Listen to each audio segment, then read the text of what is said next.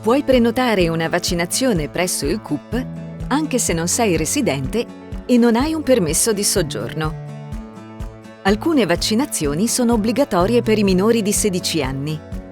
Senza queste vaccinazioni non possono andare a scuola. Le vaccinazioni obbligatorie sono 6. Ci sono poi 4 vaccinazioni la cui obbligatorietà può cambiare ogni 3 anni.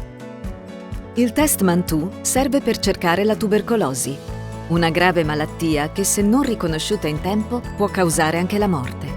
È importante fare il test perché a volte la malattia si nasconde e può non dare sintomi.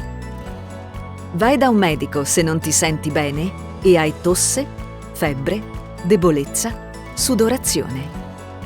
Per prenotare le visite specialistiche devi mostrare la ricetta fatta da un medico presso gli sportelli CUP.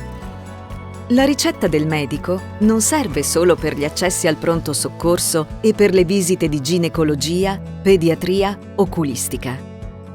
Per fare una visita specialistica devi pagare il ticket negli sportelli dell'ospedale, tramite le macchinette degli ospedali o presso lo sportello CUP. Per fare l'esame del sangue serve la tessera sanitaria e la prescrizione del medico. Il medico richiede questi esami per capire velocemente il tuo stato di salute.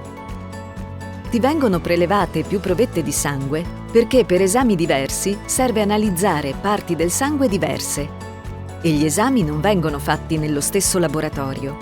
Le provette vengono buttate nell'immondizia dopo 3 giorni.